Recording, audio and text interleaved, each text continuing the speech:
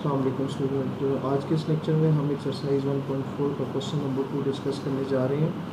और question number 2 statement है कि right the following complex number in the rectangular form. अच्छा, क्वेश्चन नंबर 1 में हमने Cartesian form of a complex number को कन्वर्ट किया था polar form of the complex number, जबकि क्वेश्चन नंबर 2 उसी का रिवर्स प्रोसीजर है कि अब इसमें हमारे पास कम्प्लेक्स नंबर पोलर फॉर्म में गिवन होगा, हमने इसको कार्टेशियन फॉर्म में कन्वर्ट करना होगा। तो बहुत ही आसान सा क्वेश्चन है ये, तो हम इसको बारी बारी दोनों पार्ट्स को देखेंगे। तो सबसे पहले स्टूडेंट हम इसका पहला वाला पार्ट जो है वो सॉल्व करते हैं। फर्स्ट वाले पार्ट में हमें जो गिवन है cos π/6 plus iota sine π/6 into cos π/3 plus iota sine π/3। ये हमारे पास पोलर फॉर्म में क्वेश्चन गिवन है, कम्प्लेक्स नंबर गिवन है। अच्छा, पोलर फॉर्म की पहचान ये होगी कि पोलर फॉर्म जब भी कम्प्लेक्स नंबर होगा तो उसमें साइन और कॉज और एंगल जो है वो इन्वॉल्व होगा। तो जब उस दिन हम कर रहे थे क्वेश्चन नंबर 1, तो उसमें आपने देखा कि जब हम पोलर फॉर्म में कन्वर्ट करते थे तो कुछ इसी तरह की शेप आती है। तो यहाँ पर दो कम्प्लेक्स नंबर है, दो कम्प्लेक्स नंबर से मेरा मतलब ये है कि ये भी कम्प्लेक्स नंबर है इन पोलर फॉर्म और ये भी कम्प्लेक्स नंबर है इन पोलर फॉर्म। हमने इन दोनों को आपस में सॉल्व करके किसी तरह से इसको कार्टेशियन फॉर्म में या रेक्टेंगुलर फॉर्म में इसको कन्वर्ट करना है।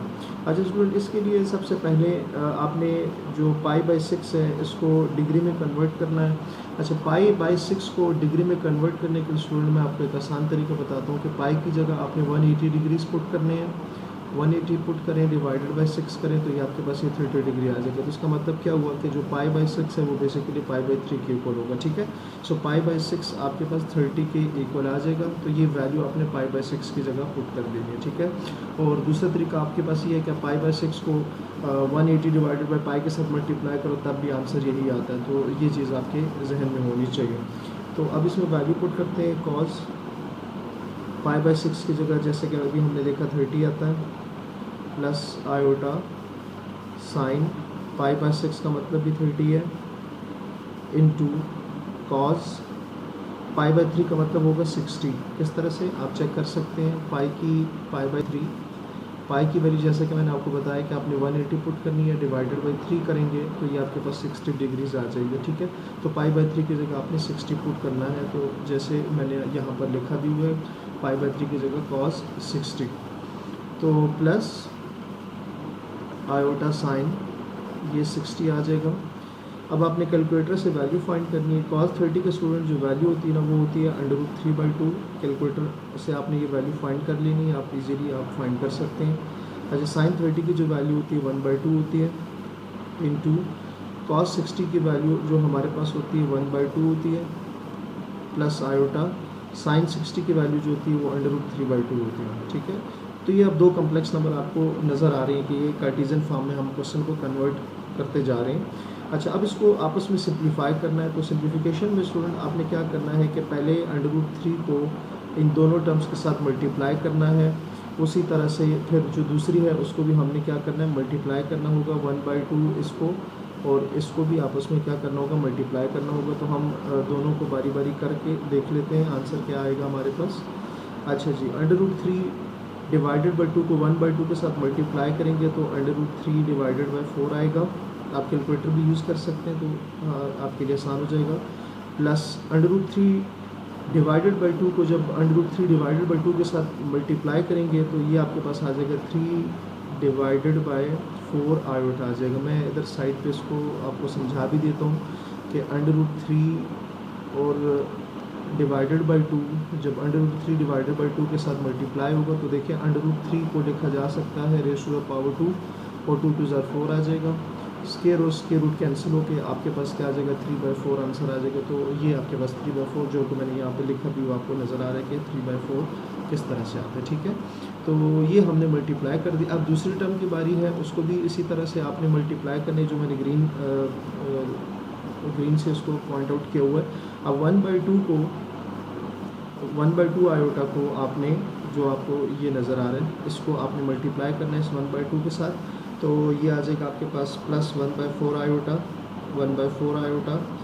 प्लस 1/2 आयोटा को आयोटा √3/2 के साथ जब आप मल्टीप्लाई करोगे तो आ जाएगा √3 डिवाइडेड बाय 4 आयोटा स्केयर आएगा। आप इसको देख सकते हैं, कैलकुलेटर यूज़ करेंगे तो आपको समझ आ जाएगा। आयोटा आयोटा आयोटा स्केयर की इक्वल होता है, तो ये हो गया। अच्छा, अब सिंप्लीफाई मज़ीद करेंगे, √3/4 plus 3/4 iota plus 1/4 iota. Iota square की वैल्यू -1 होती है, तो वो यहाँ पर पुट करेंगे तो ये आ जाएगा आपके पास -√3/4 आ जाएगा। सो सिंप्लीफिकेशन करेंगे जितनी पॉसिबल है, जितना सिंप्लीफाई हो सकता है आपने उसको सिंप्लीफाई करना है। अच्छा, अब नेक्स्ट इसका है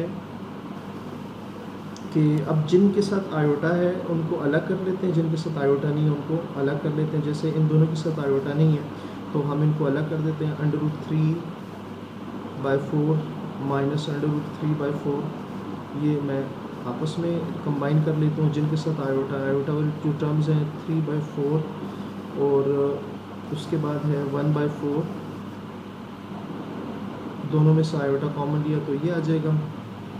अच्छा स्टूडेंट, ये दोनों कैंसिल हो जाएंगे क्योंकि पॉजिटिव एक नेगेटिव है, तो यहाँ पर कुछ भी नहीं बचेगा। आप 0 लिख सकते हैं अगर आप लिखना चाहें, तो मैं नहीं लिखता। मैं यहाँ पर 3/4 प्लस 1/4 आयोटा ये आ जाएगा।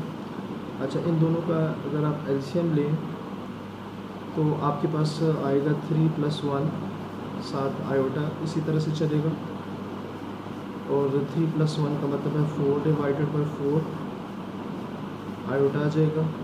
तो यहाँ सिंपल जो आंसर है 1 आयोटा आएगा। और अगर आप इसको लिखना चाहें तो सिंपल आप आयोटा भी इसको लिख सकते हैं। तो ये आपके पास क्वेश्चन नंबर 2 का जो फर्स्ट पार्ट है, इसकी रीज़न क्या है यहाँ मैं मेंशन कर देता हूँ कि आयोटा बेसिकली ये जो आयोटा है ना, इसको हम लिख सकते हैं ना 0 + आयोटा। और अगर आपको याद हो तो क्या ये वही फॉर्म नहीं आ रही a+b आयोटा वाली, जो कार्टीजन फॉर्म हम डिस्कस कर चुके हैं। ये बेसिकली कार्टीजन फॉर्म। तो आयोटा बेसिकली कम्प्लेक्स नंबर है, किसी भी कम्प्लेक्स नंबर को उसके स्टैंडर्ड फॉर्म में लिखा जा सकता है। तो ये आपके पास कार्टीजन फॉर्म आ गई, ठीक है। सो ये जो आंसर आया है हमारा, ये है हमारे पास complex number in cartesian form, complex number in cartesian form, ठीक है। तो ये हमारे पास स्टूडेंट इसका फर्स्ट पार्ट था। अब आ जाते हैं सेकेंड पार्ट पे।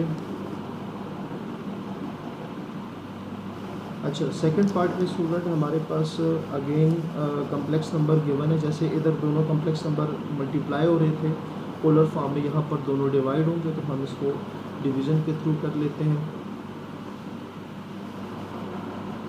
सबसे पहले क्वेश्चन लिखेंगे। अच्छा, क्वेश्चन में क्या है जी, cos π/6 cos π/6 cos π/6 minus iota sin π/6 minus iota sin π/6 2 × cos π/3 cos π/3 plus iota sin π/3 ठीक है। सबसे पहले पाई की जो वैल्यू है उसको 180 में शिफ्ट करेंगे तो cos π/6 का मतलब होगा हमारे पास यहाँ 30 डिग्रीज, माइनस आयोटा sin π/6 का मतलब होगा 30 डिग्री। अभी पिछले क्वेश्चन में आपको सिखा चुका हूँ कि पाई से किस तरह से आपने इसको डिग्री में शिफ्ट करना है। 2 π/3 का मतलब होगा cos 60, पाई की वैल्यू 180 डिवाइडेड बाई 3 करेंगे तो 60 आएगा, प्लस आयोटा साइन यहाँ पर भी आ जाएगा 60 डिग्रीज, ये आ जाएंगे। अच्छा, अब वैल्यूज़ पुट करनी है। वैल्यूज़ के लिए cos 30 की जो वैल्यू होती है स्टूडेंट वो होती है √3/2 माइनस आयोटा, कैलकुलेटर से आपने ये वैल्यूज़ फाइंड आउट करनी है। sin 30 की जो वैल्यू होती है 1/2 होती है डिवाइडेड बाय 2 × cos 60 1/2 की इक्वल होता है, प्लस आयोटा sin 60 √3/2 की इक्वल होता है। ये भी हो गया। अच्छा, अब ऊपर नीचे अलग अलग से एलसीएम लेंगे।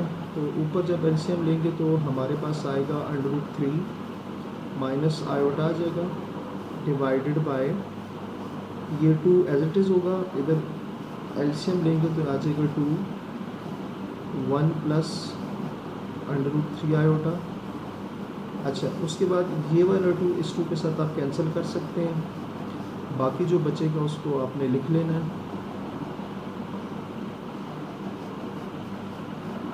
√3 minus iota divided by 2 into 1 plus √3 iota √3 minus iota divided by 2 1 ज़ा 2 प्लस 2 √3 आयोटा, ये 2 मल्टीप्लाई कर दिया।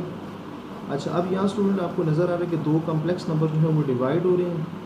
तो जब दो कम्प्लेक्स नंबर डिवाइड हो रहे हों तो आपने इसको सिंप्लीफाई करने के लिए रैशनलाइज़ करना होता है।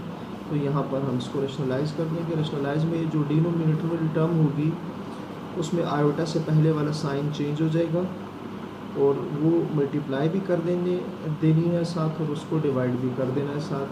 तो ये आ जाएगा। मैंने ये जो ब्लू कलर से लिखा है ये रैशनलाइज़ की हुई टर्म है। अब उसी तरह √3 को 2 के साथ मल्टीप्लाई करेंगे तो 2 √3 आएगा। अब √3 को -2 √3 के साथ जब मल्टीप्लाई करेंगे तो आ जाएगा आपके पास 6 आयोटा आएगा। ठीक है, ये आप सिंप्लीफाई करके खुद भी देख सकते हैं। अब माइनस आयोटा की बारी है तो -2 आयोटा आएगा और उसके बाद आ जाएगा minus minus plus 2 √3 iota square आ जाएगा डिवाइडेड बाय, नीचे अगर आप देखें तो a प्लस बी और a माइनस बी बनते हुए नज़र आ रहा है। तो हम इसको क्या करेंगे, a square minus B square करेंगे, a square minus B square. तो यहाँ से आप देखें 2 √3 -6 आयोटा और -2 आयोटा -8 आयोटा हो जाएंगे। आयोटा स्क्वायर -1 होता है तो ये 2 √3 आयोटा डिवाइडेड बाय 2 का स्क्वायर 4 आ जाएगा, -2 का स्क्वायर 4 और √3 का जो स्क्वायर है वो 3 आ जाएगा। तो 3 4 ये आ जाएगा 12 आपके पास। अच्छा, अब जिनके साथ देखें ये प्लस √3 माइनस √3 कैंसिल हो गया, ऊपर सिंपल बचेगा -8 आयोटा डिवाइडेड बाय, यहाँ से आ जाएगा माइनस हमारे पास 8 आ जाएगा और दोनों को कैंसिल करेंगे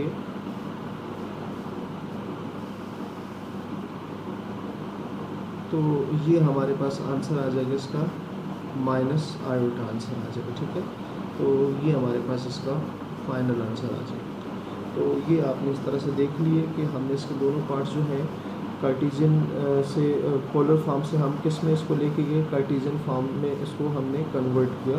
तो ये बहुत आसान क्वेश्चन थे पहले की तरह, तो ये आपने इस तरह से देख लेना। अच्छा, नेक्स्ट स्टूडेंट है हमारे पास क्वेश्चन नंबर 3 है।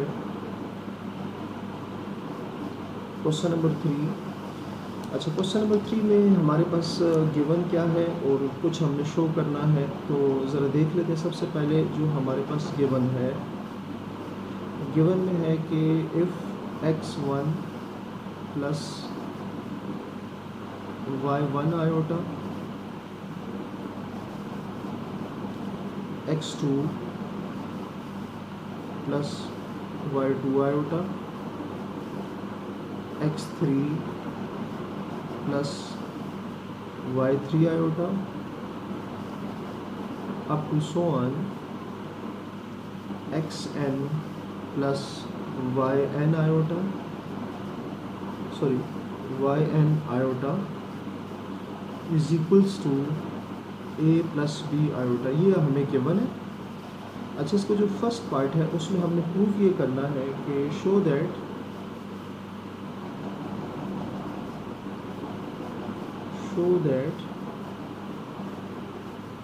x1 square plus y1 square into x2 square plus y2 square plus x3 square plus y3 square up to so on xn square plus yn square is equals to a square plus b square. ये हमने basically prove करना है। ठीक है, तो ऊपर student अगर आप देखें ना, जो हमें गिवन है, गिवन में देखें आपके पास कम्प्लेक्स नंबर आपस में मल्टीप्लाई हो रहे हैं और कहाँ तक जा रहे हैं, 1 से लेकर n तक चलते जा रहे हैं और राइट साइड पर एक कम्प्लेक्स नंबर है a प्लस b आयोटा। हमने ये प्रूफ करना है। ठीक है, तो सबसे पहले इसकी प्रूफ में स्टूडेंट मैं आपको एक प्रॉपर्टी बताऊंगा कि हमने एक प्रॉपर्टी पढ़ी थी कि अगर दो कम्प्लेक्स नंबर आपस में मल्टीप्लाई हो रहे हों और आप उनका मॉडुलस ले लें तो वो इक्वल आएगा Z1 modulus into Z2 modulus. ठीक है, ये इस तरह से आ जाएगा। अगर नेट से मेरे पास तीन अगर कम्प्लेक्स नंबर होते तो तीनों पर अलग अलग आ जाता। Z1 modulus Z2 modulus Z3 modulus, ये अलग अलग हो जाता। इसी तरह से अगर n आ जाए मेरे पास Z1 Z2 up to so on Zn तक आ जाए और हमने उसका मॉडुलस अप्लाई कर दें तो वो Z1 मॉडुलस आएगा, Z2 मॉडुलस आएगा, up to so on Zn modulus आएगा। ठीक है, तो ये प्रॉपर्टी बेसिकली आपको याद होनी चाहिए। ठीक है, ये जो प्रॉपर्टी में मैंने लिखी है, तो हम क्या करेंगे कि जो हमें गिवन है हम उस पर दोनों तरफ मॉडुलस अप्लाई कर देते हैं। तो हम लिखेंगे as x1 plus y1 iota into x2 plus y2 iota plus into x3 plus y3 iota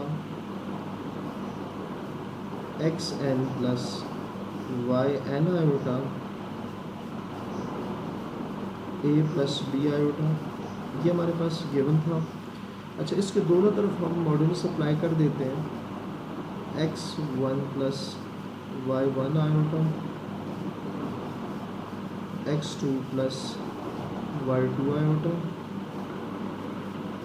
x3 plus y3 iota up to so on xn plus y1 iota,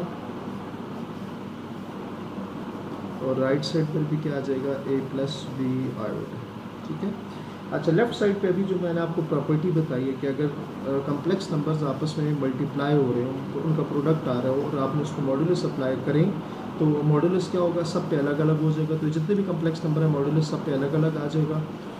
मतलब किस तरह से x1 प्लस y1 आयोटा, इस पर modulus अलग आ जाएगा, into x2 plus y2 iota, इस पर मॉडुलस अलग आ जाएगा, plus x3 plus y3 iota, sorry ये प्लस नहीं आएगा, ये मैं मिस्टेक से लिख रहा हूँ, into x3 plus y3 iota up to so on xn plus yn iota, और ये राइट साइड पर भी a प्लस b आयोटा जो है वो एज इट इज़ आ जाएगी। ठीक हो गया। अब ये मॉडुलस, ठीक है।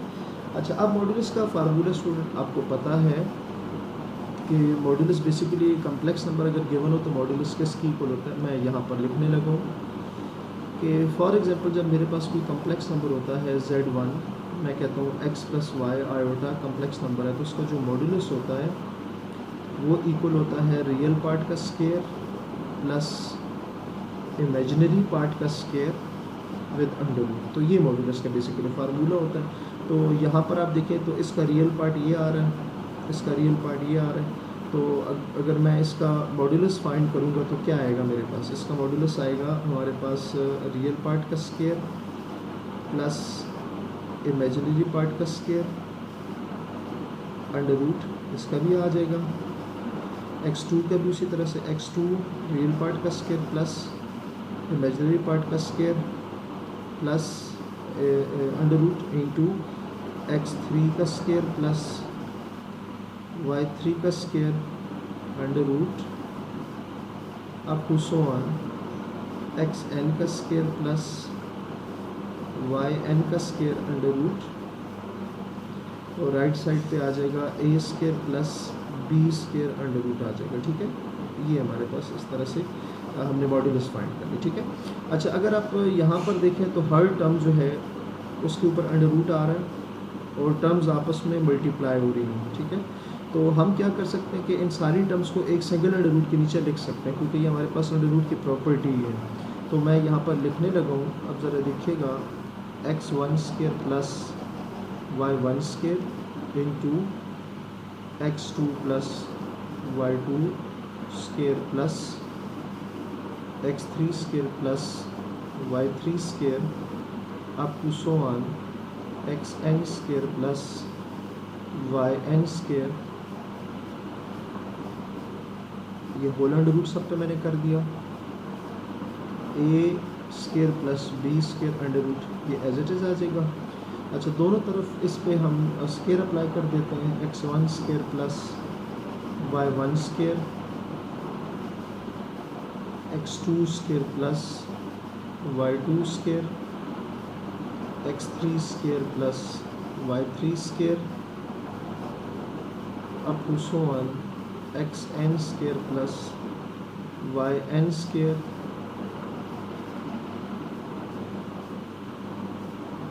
ये हमने स्केयर रूट अप्लाई कर दिया, और जैसे कि मैंने कहा कि दोनों तरफ हमने अप्लाई करना है square, a square plus b square under root, और यहाँ पर भी स्केयर अप्लाई हो गया। तो ये देखें, ये कैंसिल हो जाएगा, राइट के साथ स्केयर और स्केयर रूट कैंसिल हो जाएंगे। तो फाइनल जो है हमारे पास result x1 square plus y1 square into x2 square plus y2 square,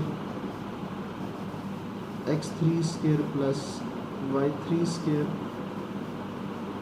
up to so on xn square plus yn square, a square plus b square.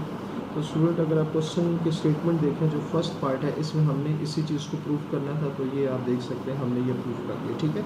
अच्छा, अब क्वेश्चन नंबर 3 का सेकंड पार्ट है, उसमें भी अब ये हम उसी तरह से लेके चलेंगे, क्योंकि ये तो दोनों के लिए सेम है ना, ये दोनों के लिए सेम है। हमने प्रूव क्या करना है उस पर ज़रा आ जाते हैं। सो क्वेश्चन नंबर 3 का सेकंड जो पार्ट है उसको देख लेते हैं। उसमें है जी 2 हमारे पास के शो करना है, शो दैट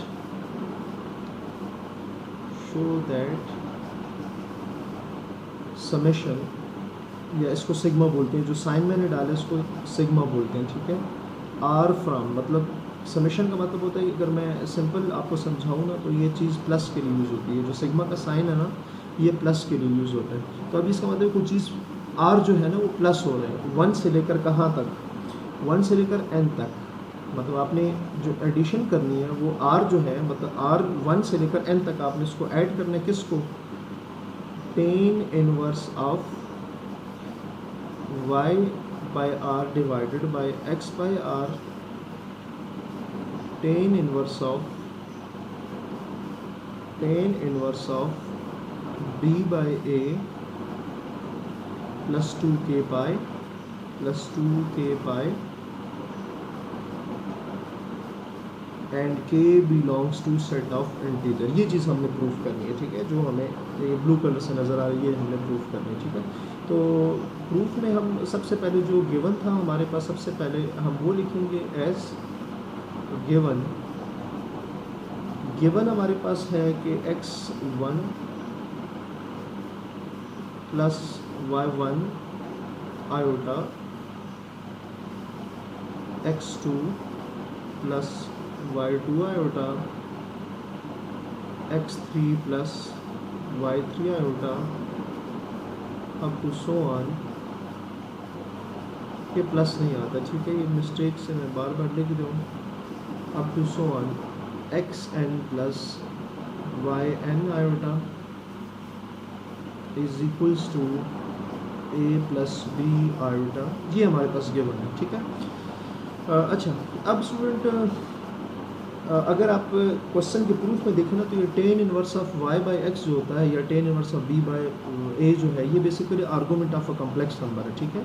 तो ये आर्गूमेंट ऑफ कम्प्लेक्स नंबर है, तो हम क्या करेंगे, दोनों तरफ आर्गूमेंट अप्लाई कर देंगे, दोनों तरफ आर्गूमेंट अप्लाई कर देते हैं। आर्गूमेंट ऑफ जितने भी हैं दोनों तरफ पे अप्लाई कर देते हैं। x1 plus y1 iota into x2 plus, ये आर्गूमेंट क्यों अप्लाई कर रहे हैं, क्योंकि हमें जो प्रूफ में नज़र आ रहा है वो tan inverse y by x, और tan inverse of y by x का मतलब आर्गूमेंट ही होता है, ठीक है। तो इसलिए हम ये आर्गूमेंट अप्लाई करें, y2 आयोटा, अच्छा x3 plus y3 iota up to so on xn plus yn iota, और राइट साइड पे भी argument of A plus B iota, ये आ जाएगा। ठीक है। अच्छा स्टूडेंट, अब आर्गूमेंट देखें, आपके पास बहुत सारे कम्प्लेक्स नंबर है, ये भी कम्प्लेक्स नंबर्स हैं, ये भी कम्प्लेक्स नंबर, ये सारे आपस में क्या हो रहे हैं, इनका प्रोडक्ट आ रहा है। तो यहाँ पर एक हम प्रॉपर्टी यूज़ करने जा रहे हैं कि लेट से मेरे पास दो कम्प्लेक्स नंबर है। अब चूँकि n है ना, वैसे तो हमारे पास n कम्प्लेक्स नंबर, लेकिन मैं 2 से स्टार्ट करता हूँ। 2 चूँकि समझने में आसान होते हैं तो इसलिए मैं 2 की बात करूँ।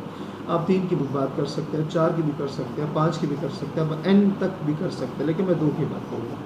लेट से मेरे पास दो कम्प्लेक्स नंबर हैं Z1 और Z2, दोनों आपस में मल्टीप्लाई हो रहे हैं, आपको नज़र आ रहा है, और दोनों पे आर्गूमेंट अप्लाई हुआ है। तो इसका मतलब ये होगा कि आर्गूमेंट ऑफ Z1 आएगा प्लस आर्गूमेंट ऑफ Z2 आएगा।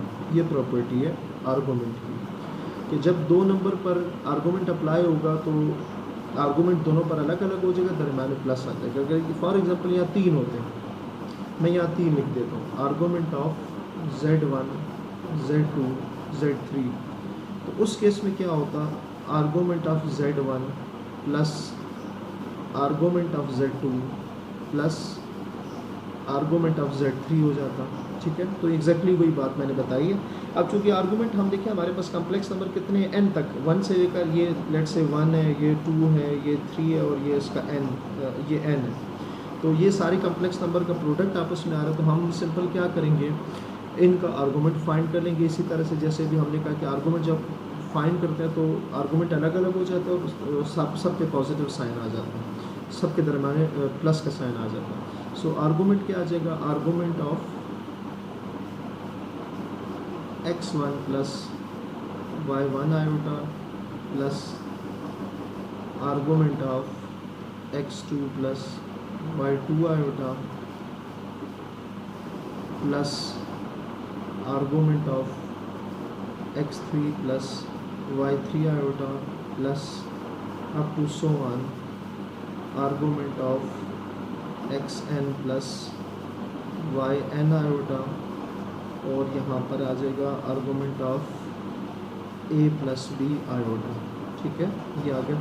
अच्छा, अब कम्प्लेक्स नंबर का आर्गूमेंट क्या होता है? कम्प्लेक्स नंबर का स्टूडेंट जो आर्गूमेंट होता है वो होता है tan inverse of imaginary part divided by real part. तो अगर आप इस कम्प्लेक्स नंबर को देखें तो इसका जो इमेजिनरी पार्ट है वो y1 है और रियल जो पार्ट है वो x1 है। तो ये हमने इस वजह से इस तरह से लिखा, प्लस अच्छा यहाँ पर क्या आ जाएगा, tan inverse of y2 divided by x2 आ जाएगा, प्लस अच्छा यहाँ पर आ जाएगा tan inverse of y3 divided by x3 up to so on plus argument of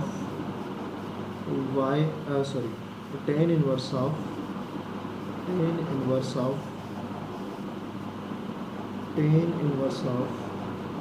yn divided by xn, और राइट साइड पे भी आपके पास आ जाएगा tan inverse of b by a आ जाएगा। ठीक है, तो ये अच्छा स्टूडेंट, अब यहाँ अगर आप लेफ़्ट साइड को देखें ना तो यहाँ पर आर्गूमेंट आपस में ऐड हो रहे हैं। जैसे कि ये आर्गूमेंट है, ये ऐड हो रहा है, ये भी ऐड हो रहे हैं, ये सारे आपस में 1 से लेकर n तक ऐड हो रहे हैं। तो मैं इसको ना समीशन की फॉर्म में लिखने लगा हूँ, मतलब इसको एक आप समझ लें कि मैं इसको पैक करने लगा हूँ, इसको एक क्लोज शेप में लिखने लगा हूँ। तो वो किस तरह से हम करेंगे ज़रा देखिएगा। समीशन का ये जो आपको सम नज़र आ रहा है ना, इसको तो हम रिप्लेस कर देंगे सिग्मा से।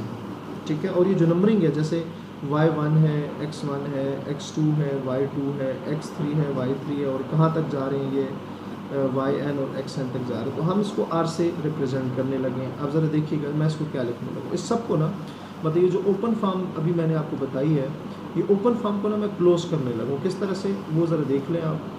अच्छा, उसमें क्या है कि सबसे पहले प्लस जो है ना उसको तो मैं रिप्लेस करूँगा सिग्मा के साथ,